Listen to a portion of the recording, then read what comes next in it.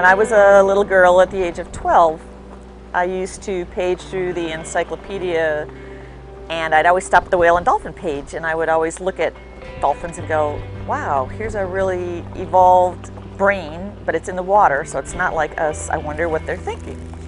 So I decided to focus my energies on marine biology and dolphin communication. But I really wanted to get out in the wild and find a place where I could see them underwater and correlate their sound and behavior. And I eventually found the Bahamas. In 1985, I went out, saw this place where dolphins were semi-curious about people. The water was clear and warm and fairly conducive towards research.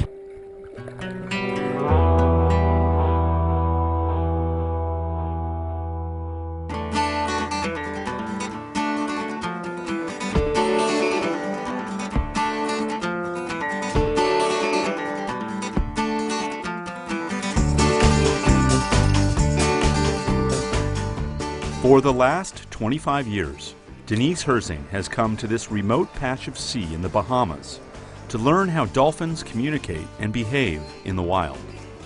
My goal with the Wild Dolphin Project was to be out here for at least 20 years, to track as many generations as I could. I was hoping for 3 generations, and to get enough complex information about what their society was like, what they were like with individuals, and how they communicated, to really decipher their communication system in a rich contextual detail, much like an anthropologist would go in and try to decipher the culture. Early next year, she will pioneer a new system of two-way communication between dolphins and humans, where dolphins will seek to communicate and interact with us. If it works, the system could lead to new ways to communicate with other social species, and could take dolphin-human communications to new levels. So this is my floating laboratory at sea. In the evening, we sit here, review our videotape, we log our data, running narrative, so we have logs of what we shot, and we try to make sense out of what we saw during the day.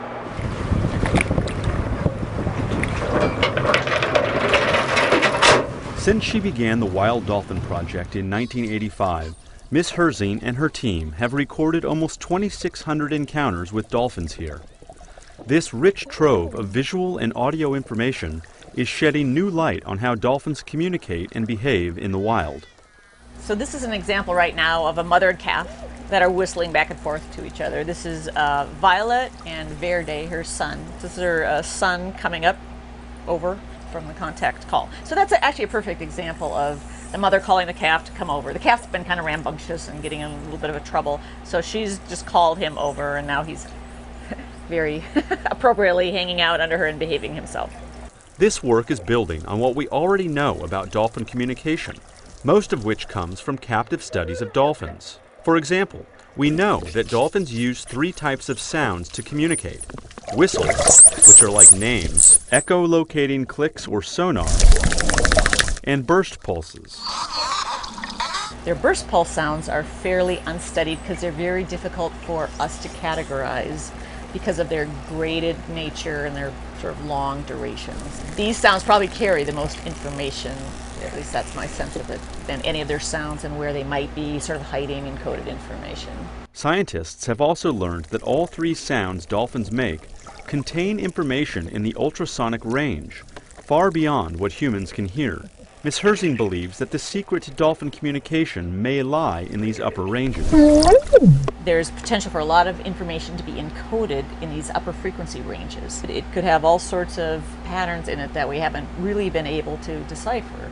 By spending hours poring through her video and logging key moments of interaction, Ms. Herzing is building a massive database of wild dolphin behaviors and how they communicate.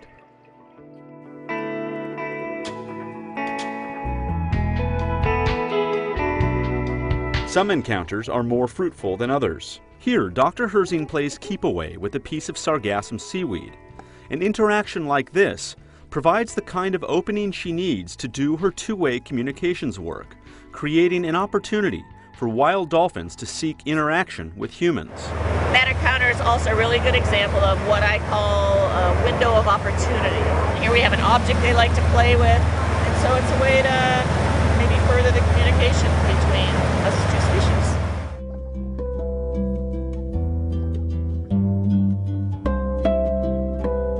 Building a system for two-way communications between dolphins and humans has long been Miss Herzing's dream. The idea is to create a crude vocabulary for objects and actions that wild dolphins would learn. The idea isn't new, but so far it hasn't worked. In 1997, we started some pilot work with a two-way interface. The technology was fairly rudimentary. It involved basically a keyboard with boxes that played a specific sound that we tagged with an object, such as a scarf in the water or a piece of seaweed.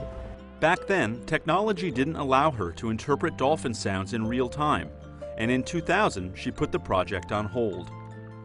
Then, in 2004, disaster struck. A series of powerful hurricanes swept over the Bahamas and South Florida. Miss Herzing lost 30% of her dolphin population. Yeah, it's heartbreaking. I'm out here every summer with them. I know their personalities, I know their family lines, I know what they've been through in their own lives to a certain extent. And it's shocking to think that a natural population could be so affected by a hurricane. But over the years, new dolphins have come into the group, and females have given birth, so that the population is now almost back to where it was, numbering some 100 animals. And so now, Miss Herzing is resuming her effort to create a two-way system for communicating with dolphins. The system is designed basically to have two divers be able to talk to each other, request things from each other, two humans, to model the system for the dolphins. If the dolphins mimic an acoustic signal that represents an object, that we can actually give that particular object to that dolphin or that human to show they are empowered to request something from us. That empowerment is what has many scientists excited. The hope is that dolphins will actually ask humans to engage. Miss Herzing's effort, currently in the prototype stage, will be tested out here in the water next year. But I think to make a start, and just to acknowledge that there are other intelligent species that you might want to bridge a gap with, I think is pretty important. It might be important for the preservation of the planet. It might be important for finding other life in space that we might not relate to with our little primate bodies. I think it's going to be important, and I've got time.